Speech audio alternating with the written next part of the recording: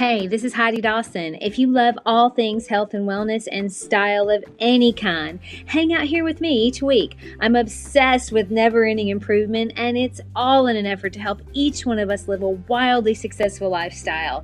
Subscribe today so you don't miss a thing. Hi, guys. Welcome to episode 333 of the Wildly Successful Lifestyle Podcast. Happy whatever day it is when you're listening to this. I hope that you're thriving and life is treating you well. I also hope that all of your relationships are healthy and happy, even though I know there's probably one or two that aren't or could use improvement at the very least. Relationships are always a hot topic. You know why? It's because we're social creatures and relationships are crucial to our living a long, happy life. The thing is, we have relationships that are easy and we have relationships that are not so easy. And every one of the relationships we have, though, has one thing in common. You're the center of your own universe. It's how it should be. And every relationship in your life involves you. So if most of your relationships are difficult, there's a common denominator. We do all know someone, though, that's constantly having problems with certain people or everyone in their life. Why would that be? And if we do have one or two relationships that are on shaky ground, how do we know if the relationship is worth working on? Well, we're going to talk about it. So have you ever dreaded going to an event because a certain person was going to be there? Or maybe you just generally think you don't have anything in common with anyone that will be there, only to go and have a great time? Or maybe you end up sitting right next to that person, so you're forced to talk to them, and all of a sudden you're like, hey, they're not so bad. We a lot of times create versions of people in our head, or we have these conversations with people in our head, or have thoughts of what other people are thinking about us in our head. But at some point, you may realize that those thoughts are very different than what reality is. None of that stuff that you envisioned is real. I was talking to my little sister Molly the other day, and she said how interesting it is how far we've come as a family since a couple years ago. A few years ago, because of religious differences, we were sort of estranged in a way, completely from one of my sisters, which is what she requested. But the other part of my family had repercussions from that as well. Now, I realized that a lot of that had to do with me because I created some things in my head that weren't quite accurate. But because I created some things in my head that weren't quite accurate, I had a lot of problems with it. But now I'm actually going home once a week whenever I can, and I get to spend quality time with my older sister and my mom and dad, and Molly talks to them regularly on the phone as well. It's even come so far that we have now had dinner a few times where my estranged sister and her family were visiting too, and it was a really nice time. If you've listened to my earlier episodes, you know that we've come a long way.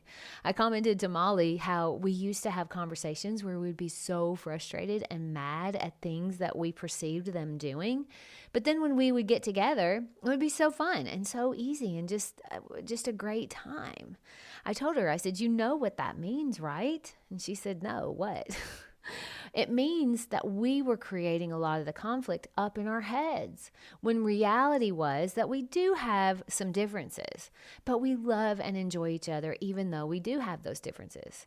Now, I can't speak for them, but that's the reality for me and Molly, and even my brother agreed was the case for him too. Sometimes working on our own issues in our head with the relationship, that's all you need to do. Maybe you don't have to have a big powwow with everyone. You just have to acknowledge the role that you're playing in it. And also maybe the role that the thoughts and conversations you have about that family member or friend plays in the relationship.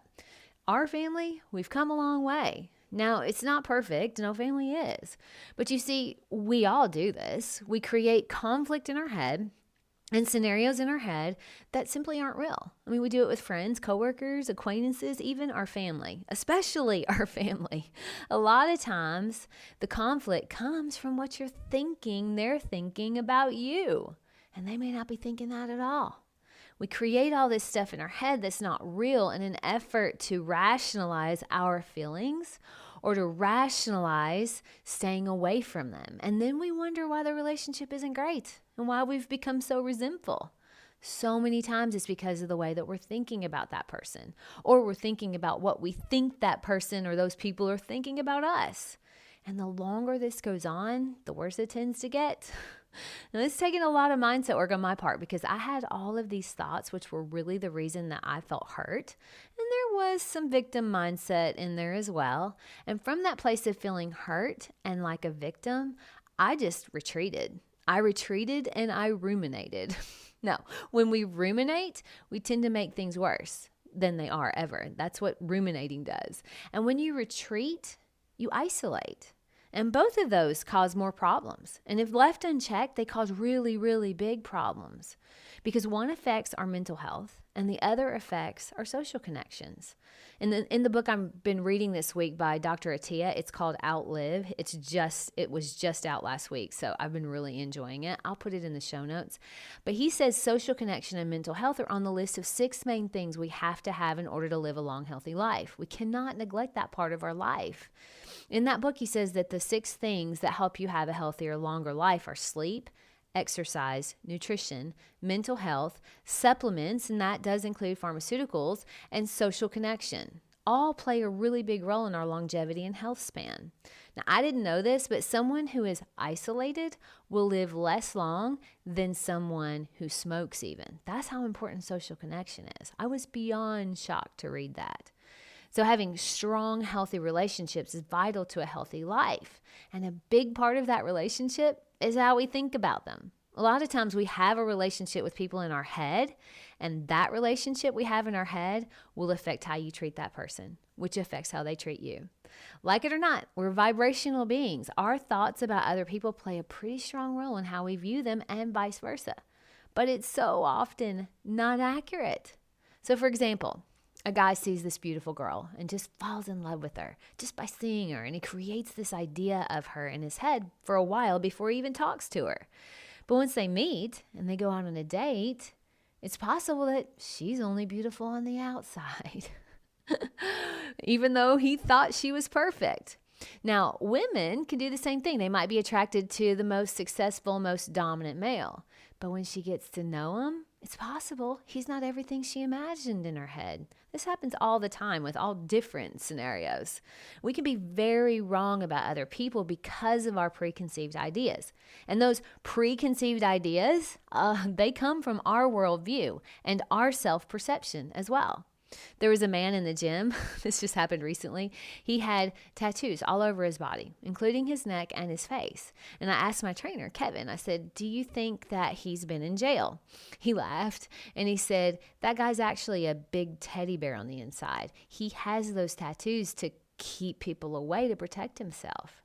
My worldview had me thinking that just because he had face tattoos that he was a hardened criminal, which wasn't true. You see, we create these entire scenarios in our heads that are made up of movies based on our worldview, and they're a lot of times wrong. Humans are complicated. We just are. And no one person has the same exact worldview as you do. Our worldview is how we create our reality. And a lot of times, we react in order to protect ourselves, just like the guy with the face tattoo. Now, we may not go to that extreme, but we will take other actions in order to protect ourselves. If you feel unworthy, you'll constantly be on the lookout for reasons of why you're unworthy to prove yourself to be right. You'll see it everywhere. If you feel left out, everything others do, you'll be looking for how you're being left out. It's a safety mechanism that's kind of a knee-jerk reaction, but with self-reflection, we can actually change that. I've talked about my own experience with it. I was sort of pushing my family away because I had created this idea in my mind that because I wasn't part of their religion anymore, that they left me out on purpose. And I would see that in everything they did. Now that I've been reaching out, I realize that that isn't the case at all. Now, there are occasions where I choose not to be part of it myself because it is religion related, but they would love for me to be there. I know that now because I got out of my own way and I started reaching out when I wanted to. I started reaching out to them instead of hoping they would reach out to me. Now it's much more give and take. We reach out to each other a lot. And again, now these are relationships that are worth it to me. If they were not, or if it were a situation where it was constantly hurtful, even though I had done the mindset work around it, then I'd have to reevaluate. And the same goes for you and your relationships as well.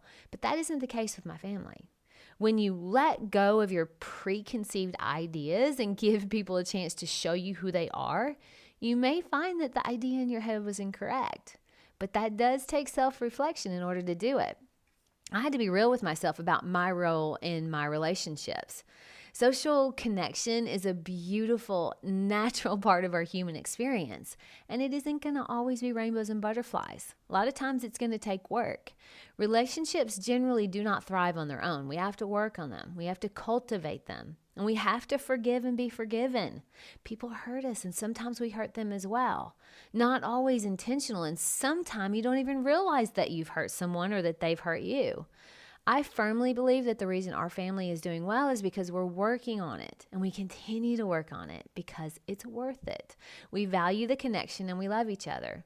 The opposite of love is not hate. It's inattention.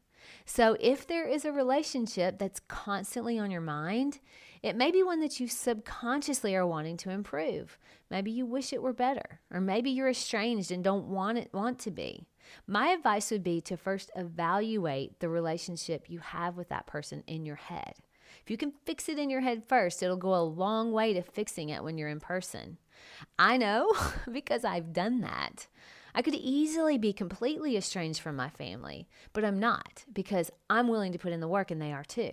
If the relationship is worth it, what's something you can do today to make it better?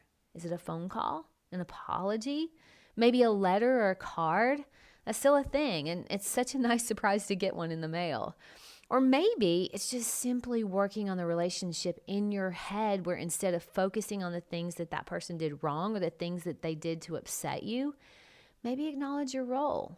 And at the very least, acknowledge that it is a relationship that it's worth working on for you, which might naturally lead to better feeling thoughts about that person. Because our thoughts, they really do create our reality, and that includes thoughts about the relationships we have with other people. So if you have a relationship that's been weighing on you, one that you wish were better, think about the thoughts you have about that person. Is the relationship you have with them in your head a good one? Do you pick them apart? Are you constantly thinking about that one thing they did or said that hurt you or frustrated you to the point where it's even hard to be around them? If that relationship is worth keeping, my challenge to you today is to do some self-reflection. What role have you played in it? Could your negative thoughts about them be part of the reason the relationship isn't so great? We can't fix them. We can only fix ourselves. And we want people to love us even though we're imperfect. Are we willing to do the same for them? Sometimes the answer is yes, and sometimes it's no. But if it's yes, then you have to fix the thoughts you have about them in your head first. I love you guys. I'll talk to you in a few days. Share this with 3 people you love. Have a great day. Don't forget to subscribe and share with your friends, because we're just going to keep going bigger and better places together, and I love that about us. Talk to you in a few days.